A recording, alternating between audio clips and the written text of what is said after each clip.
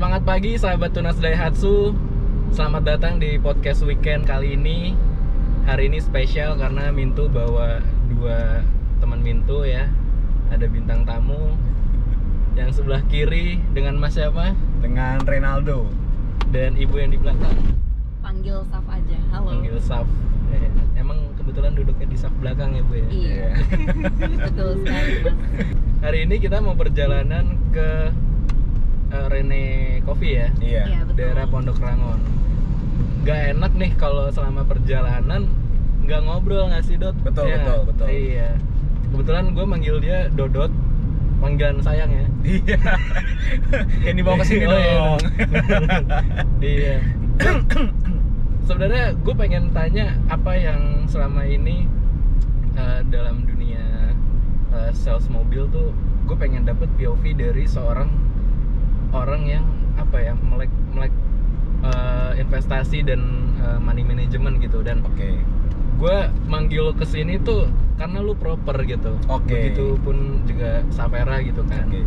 Gue pengen tahu Dot, kenapa sih lo menggeluti hobi lo sebagai seorang advisor ya? Bisa Iya. dibilang ya? Iya. Besar. Iya. Kenapa sih alasannya? Oke, jadi gini Mintu. Sebenarnya tujuan gue pengen banget ngajarin orang tentang financial planning dari teman terdekat gue adalah karena literasi keuangan kita tuh tidak cukup baik di Indonesia. Dalam artian kita dari kecil itu tuh nggak diajarin. Sementara semakin kita dewasa, ilmu itu tuh semakin penting. Kenapa? Simpelnya seperti ini. Hal paling mudahnya adalah kita harus beli rumah, kemudian kita harus beli mobil dan keperluan lainnya. Dengan gaji rata-rata kita di Indonesia kan tidak mungkin untuk mencapai itu dengan gampang. Sementara kalau mereka tidak memiliki financial planning dengan baik, apakah itu bisa tercapai? Jawabannya adalah belum tentu. Makanya tujuan gue suka menjadi advisor, terutama ke teman-teman terdekat gue, adalah supaya mereka bisa mencapai impian mereka segampang beli mobil tanpa harus menyiksa tabungan mereka, tanpa harus nabung yang bikin capek, atau tanpa harus mengurangi kebutuhan makan mereka dan lain-lain seperti itu. Oke. Sebenarnya obrolan kayak gini nih nggak harus dinikmati orang dewasa ya. Betul. Jadi mau orang-orang anak-anak SMP, teman-teman SMA gitu, sebenarnya nabung tuh nggak ada batasan ya Dot ya. Betul, betul, Mau mulai nggak ada dari batasan. umur berapa aja bisa gitu. Ya betul, bisa banget. Emang lo mulai nabung, ya, gue bukan ngomongin mulai ngertinya ya, Iya. tapi lo mulai diajarin nabung tuh dari umur berapa sih Dot? Jadi gini Mintu, kalau gue sendiri itu diajarin nabung tuh sama bokap gue. Bokap gue tuh ngajarin nabung dari gue SD. Jadi setiap kali gue dapat suatu hadiah, misalkan nih lagi sincaan gitu kan, dapat angpau, bener ya, terus lagi lebaran dapat angpau gitu, itu bokap gue selalu bilang sisihin 50% untuk nabung. Oke. Dan bokap gue selalu bilang itu pasti nggak enak, tapi suatu saat lo akan tahu kenapa. Nah, gue tuh dulu belajarnya dari situ. Emang barang itu apa sih Dot pada saat itu? Barang apa nih? Yang ada barang impian kah yang lo diharuskan untuk menabung gitu? Saat itu tuh gue suka banget sama namanya Beyblade. Oh, gangsing ya? Gangsing, iya, Iya. gangsing. Dan gue tuh nggak mau beli yang KW karena setiap kali gue beli yang KW, itu setiap kali gue main sama temen gue pasti kalah. Iya. Pasti kalah Mintu. Karena karena Beyblade itu kan plastik tuh kalau yang Iya, KW, iya. saat dihantam sama yang asli tuh, pecah langsung. Iya. Nah di situ gue pengen banget tuh beli Beyblade asli, dan itu mahal banget dulu harganya. Mungkin kalau lu sukanya gangsing ya. Gue nggak tahu nih kalau Savera mungkin gang senggol kali ya sampai. Gang sempit sih. Ya kan? Tapi gue pun juga kayak si Dodo dulu Minto. Jadi emang orang tua dari dulu memang sudah ngajarin untuk nabung, terutama ibu. Walaupun memang strict ya orangnya, tapi di satu sisi baiknya dia adalah dia dari dulu memang udah ngajarin untuk nabung, untuk kayak kalau mau apa ya harus ada usahanya dulu nih, at least disisihin dulu dari mana. Jadi dulu tuh pengen banget punya sepeda gunung. Emang anaknya kebetulan kelaki-lakian ya. Ya udahlah disisihin dari situ, kebeli langsung sepeda gunung merek apa? Polygon deh kalau nggak salah. Apa poligami Bu? Iya. Iya. Itu sih kalau aku dulu. Iya. Oh, lumayan dong. Berarti itu umur berapa tuh? Itu udah SD SMP sih kalau nggak salah. Udah lumayan lama lah itu. Dulu mountain bike lumayan loh harganya. Iya lumayan banget mountain bike. Lumayan mahal. Tapi akhirnya kebeli ya. Kebeli walaupun ya bertahun-tahun lah itu nabungnya. Gak apa-apa. Mungkin kalau sekarang Dut kan nggak kayak dulu ya channel-channel untuk nabung gitu kan.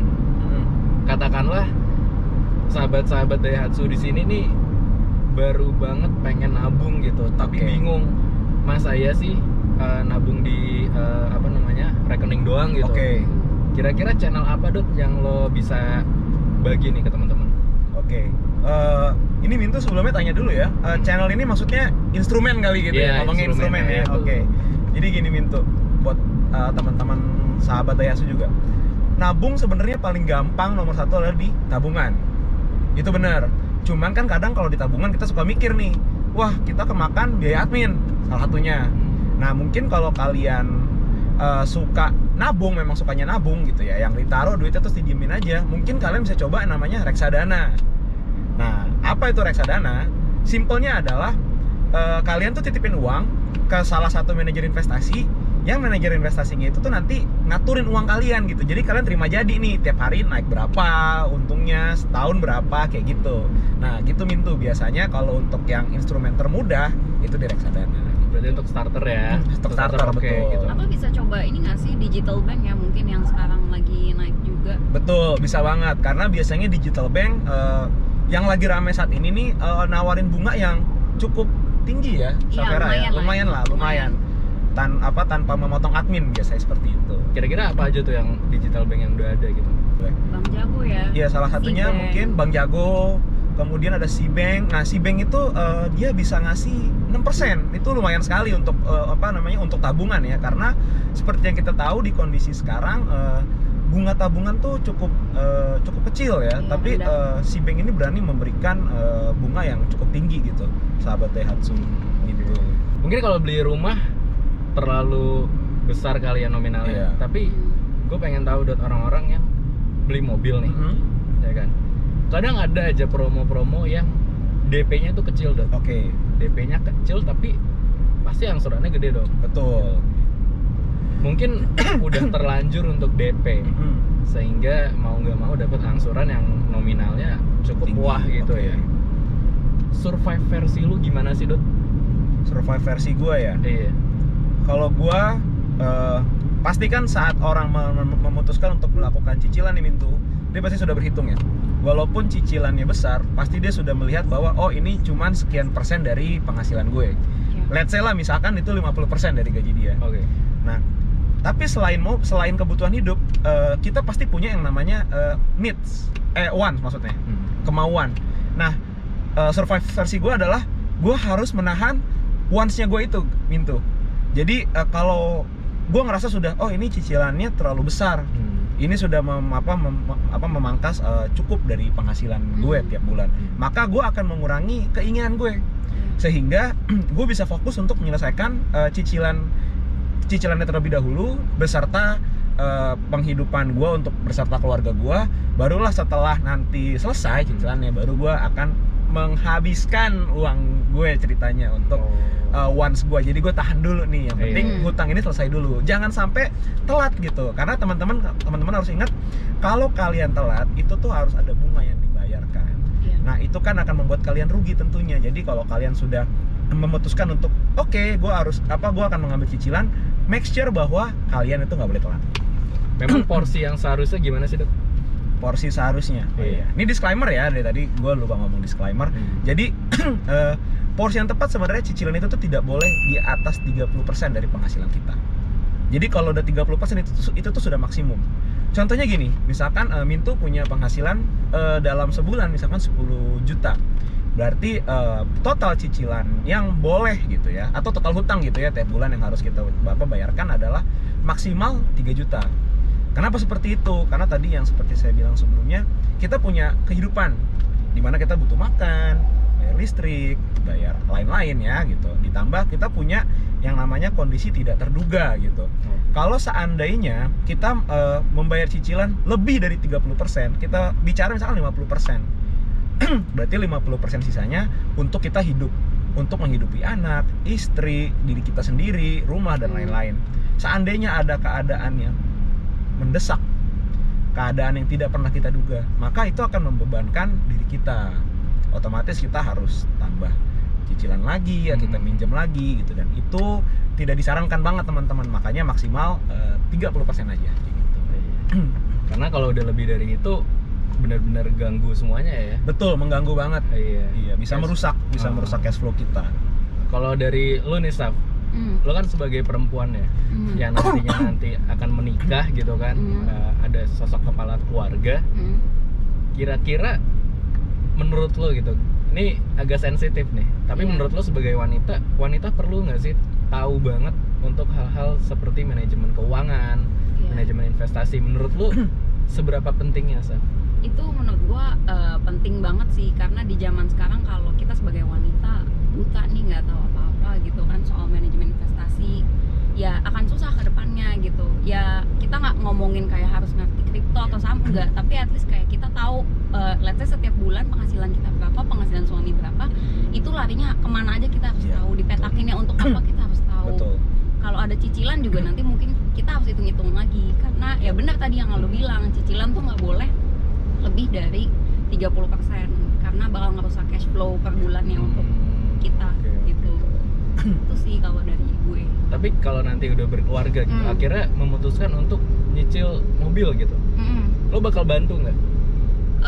Mungkin iya. Jadi mungkin kalau dari gue gini loh, karena mungkin posisinya kita berdua kerja nih, gue sama pasangan gue sama-sama kerja. Jadi akan ada beberapa bagian yang mungkin dilemparnya ke gue, tapi akan ada beberapa bagian yang dilemparnya ke dia. Contoh, gue nanti bayar urusan rumah, mungkin dia nanti cicilan mobil, atau nanti gue misalnya untuk liburan, dia sekolah anak, kayak gitu sih mungkin pembagiannya nanti. Jadi ada punya porsi masing-masing ya. Iya, kita punya porsi masing-masing biar nggak membebankan satu sama lain aja. Itu bagus sih. banget itu tuh. Ini tuh untuk mempersiapkan sahabat-sahabat Daihatsu, Trans Daihatsu ya. Kalau masih muda nih, belum nikah gitu kan. Betul. Nggak ada salahnya untuk ngerancang ya, Dot ya. Betul. Ya. Justru bagus sekali kalau udah ngerancang duluan. Iya. Tapi gini sih, kalau di gue kan mungkin posisinya kita berdua sama-sama kerja ya. Ada juga yang mungkin nanti ke depannya istrinya decide nggak mau kerja mungkin atau gimana. Nah, itu nanti harus ada penyesuaian lagi. Betul. Yes. Gitu. Betul. Ini ada yang seru sih. Yang udah-udah kan kita tuh kejebak di investasi bodong. Ya kan. Mungkin eranya sudah lewat kali ya. Iya. Yang kita ngobrolin soal forex ya. Iya. Forex gitu, terus suntik modal gitu kan. Itu kan udah lewat masanya gitu. Dan gua rasa pemerintah juga berhasil meminimalisir adanya hal-hal kayak gitu lagi gitu. Tapi kira-kira nih Dok, gue nggak tahu sekarang dan kedepannya nanti penipuan macam apa sih Dok yang sampai sekarang tuh masih eksis gitu. Ini disclaimer dulu ya. Gue bukan menjatuhkan satu pihak atau manapun, tapi gue cuma berbicara berdasarkan apa yang gue tahu ya. Jadi penipuan itu terjadi karena kita percaya. Jadi penipuan itu sebenarnya sekarang sudah diberantas, ya kan? Sudah selesai lah kasarnya, sudah tidak ada lagi. Mungkin ada dikit-dikit. Tapi kedepannya, menurut gue, ya Mintu ya, dan sahabat Daihatsu, ini pasti ada lagi. Kenapa? Karena untuk menipu gitu, untuk menipu investasi bodong gitu-gitu, itu tuh kadang tidak perlu skema yang aneh-aneh. Iya. Cukup kita membuat orang itu percaya bahwa kita bisa memberikan return yang banyak sekali ke mereka. Karena kelemahan manusia itu cuma satu, manusia itu kadang serakah. Saat kita bicara investasi, kita bicara return investasi ya. Reksadana misalkan pasar uang itu bisa 6-10 per tahun. Pendapatan tetap itu bisa bicara kita di range 8-15. Itu kalau ekonomi lagi baik ya, tentunya Mintu ya, Mas Afera ya, sama sahabat Daihatsu. Kemudian kita bicara reksadana saham, itu bisa up to 20%. Itu tuh sudah tinggi. Bahkan kalau kita langsung di saham pun gitu, return setahun ya, ini yang saya bicarakan, itu bisa up to 20% aja tuh, itu sudah bagus banget. Nah, sementara saat ada orang yang nawarin kita, lu taruh duit dong di gua, nanti gua bisa kasih return lu deh dalam 2 minggu 50%. Kalian akan langsung, wah serius gitu. Nah, disitulah sebenarnya munculnya penipuan gitu. Terjadi penipuan tuh dimulainya dari situ. Seperti itu. Pokoknya penipuan tuh tidak akan ada habisnya. Pasti akan terus ada skemanya. Cuman berbeda caranya. Tapi yang dimainkan adalah rasa greedy kita, rasa rakusnya kita. Jadi buat Mintu sama sahabat-sahabat Daihatsu sama Safera, mungkin kalau kalian sudah mendengar seseorang menawarkan yang menurut kalian tuh tidak masuk akal gitu ya, kalian harus berpikir ulang gitu, bahwa apa benar bisa begitu gitu, atau segampang kalian cari tahu dulu nih apa sih yang mau ditawarin kok bisa begitu gitu, gue mau cari tahu dulu dong sendiri. Nah kayak gitu, jadi itu untuk menghindari penipuannya gitu, kayak gitu sih. Mintu. Dan mostly juga pasti adanya di platform-platform yang online gitu ya. Iya. Karena paling gampang nge-reach out-nya kalau di platform online. Memang kalau sekarang nih Dut, masih ada nggak sih cara investasi offline ya, kayak lo bikin tempat usaha gitu tuh yang masih punya untung lah, masih bisa menjanjikan hasil gitu? Sebenarnya sih kalau kita bicara berarti kita berusaha gitu ya, bikin usaha ya. Menurut gue sih usaha apapun sebenarnya masih bisa banget. Cuman di kondisi yang seperti sekarang ini ya, yang kita tahu memang COVID ini membuat situasi sedikit berat ya, yang nyatanya ternyata kita pikir tadi baik-baik saja, sekarang kita baru mulai merasakan dampaknya. Ya kalian harus punya backup plan gitu. Kalian harus punya rencana cadangan. Kalau seandainya kalian mencoba berbisnis misalkan jual beli baju gitu, kalian harus punya backup plan jika itu tidak laku gitu. Bagaimana kalian membuang stoknya yang sudah kalian stok. Sama seperti kalian mencoba memperjualbelikan makanan. Kalau seandainya tidak laku kan itu akan basi ya. Gimana cara kalian menghadapi itu? Kayak gitu sih, lebih kayak gitu Mintu. Investasi tuh bener nggak sih Dok? Sebenarnya cuma sebagai pendukung. Mungkin ini opini pribadi gua, teman-teman nggak harus setuju, Mintu nggak harus setuju, Safera nggak harus setuju. Tapi menurut gua investasi itu tuh semacam shortcut menurut gua. Contohnya gini, saat gue kecil tadi gue cerita sempat bahwa gue diajarin nabung sama bokap gue karena gue pengen beli Beyblade nih dulu yang original. Dengan gue menabung doang, gue butuh gue memerlukan waktu yang lebih lama gitu. Karena gue nungguin nih kapan gue dapat duit lagi terus gue tabung. Kapan gue dapat duit lagi terus gue tabung gitu kan ya. Tapi dengan sekarang gue sudah kenal investasi. Misalkan gue pengen beli Beyblade juga nih dengan uang yang mungkin sama gitu gue dapat. Mungkin yang dulu gue harus nabung itu selama 6 bulan, dengan investasi gue bisa memperoleh Beyblade itu cuma dalam jangka waktu 4 bulan kayak gitu. Karena investasi itu memberikan gue return yang sudah pasti lebih baik, better gitu, instead daripada gue nabung doang kayak gitu gitu. Berarti side hustle tuh penting juga ya. Itu penting juga, betul. Dan gue mau promosiin side hustle temen gue nih, Safera. Kasih tahu Saf, side hustle Saf. Oke, jadi gue tuh ada rooftop di rumah gue. Nah itu bisa kalian pakai buat mungkin pre-wedding shoot atau mungkin bikin video, photoshoot. Namanya di belakang space ya, boleh dicari di sosial media Instagram kalian deh. Nanti ditampilin juga portonya ya. Di sini ya. Tapi karena lagi COVID kita juga nggak bisa terima orang banyak-banyak sih, paling cuma 8 orang lah maksimal. Kan nggak mungkin juga kan pre-wedding 8 orang kan cuma berdua. Soalnya nikah masal ya. Sama kru. Oh sama kru ya, kirain. Saf, spill dong presentase yang bisa lo dapet dari di belakang space. Ini ukurannya dari gaji lo gitu. Lo bisa nambah berapa persen gitu dari side hustle lo? Mungkin 10% sampai berapa ya? Maksimal banget itu 35 sampai 40%. Wah, besar sekali ya teman-teman. Itu sekali per kedatangan ya? No. Itu dalam 1 bulan. Oh, dalam 1 bulan. Ya, cuma paling kecil ya 10% atau biasanya kalau itu lagi kita mau pas lagi musim panas ya. Kalau misalnya lagi musim hujan sih nggak sampai sih. Nggak sampai segitu. Cukup lah ya buat nambah skincare. Cukup sekali itu. Kalau musim hujan sih cuman ini doang, buat ngopi doang, kayaknya mau makan. Karena dikit ya yang datang ya. Dot, dari tadi kan kita ngobrolin seputar investasinya gitu ya. Mungkin ada lah barang-barang impian yang pengen dibeli dari hasil investasi gitu. Kalau kita ngobrolin orang yang investasi untuk mobil, lo sendiri pasti ada Dot dari instrumen investasi lo berharap ini bisa jadi sesuatu gitu. Betul. Dan pasti ada mobil. Betul banget pasti ada mobil. Iya kan. Safera juga pasti pengen lah punya mobil gitu kan. Keluarga sih. Coba kalau dari Safera, gue pengen tahu seorang perempuan itu pengen mobil yang kayak apa?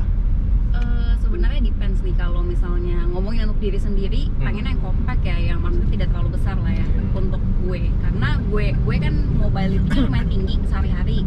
Kantor, kadang juga pulang kantor pergi kemana atau mungkin ada kerjaan lain di luar kerjaan kantor. Kadang-kadang kalau nunggu transportasi umum mungkin lama ya kan, dan jaraknya juga jauh-jauh kadang gitu. Nah kalau misalnya kita ngomonginnya udah berkeluarga, mungkin ya butuh yang lebih besar nih. Contoh untuk nganterin anak, mungkin nanti bawa hewan peliharaan jalan-jalan, terus bawa nanti, stroller gitu kali ya. iya bawa stroller segala macem. Jadi mungkin butuhnya yang lebih besar, dan posisinya itu juga kan mungkin habis nganterin anak harus ke kantor atau apa gitu. Iya betul. Itu sih penting. Kalau versi lu, Dot? Kalau versi gue tipikal yang family man ya, kebetulan ya. Jadi gue suka mobil tuh yang cukup besar, minimal 7-seater minimal. Kalau ada yang 10-seater gue ambil. Tapi kan jarang ada ya. Bukan travel aja dong. Kalau gue kebutuhannya memang gue suka family man, dan gue punya keluarga cukup banyak ya. Gue kebetulan sekedar informasi, gue 5 bersaudara. Gue butuh setiap kali jalan gitu sama keluarga gue memang butuh yang cukup besar karena keluarga gue banyak gitu. Pengen semua masuk. Pengen semua masuk betul. Kemudian gue pengen yang besar tapi tuh tidak terlalu besar gitu, compact tapi besar gitu. Jadi untuk melewati jalan-jalan di Jakarta tuh masih enak teman-teman. Jadi karena kita tahu sendiri ya, Jakarta tuh macet gitu dan banyak jalan tikusnya gitu. Dan ini sahabat perlu tahu kita lagi naik Rocky 1000 gitu ya. Iya, ini naik Rocky 1000. Iya, gue pengen tahu Dot impresi lo 1 sampai 10. Lo sebagai penumpang duduk di depan kiri itu gimana, Dot? Ini gue bicara jujur ya teman-teman ya, sama Mintu ya. Buat gue 9 karena impresi gue cukup fun naik mobil ini. Pertama, kedap teman-teman. Dari tadi kalian pasti nggak ngedengar kan ada suara motor bising atau mobil bising, karena surprisingly ini kedap banget.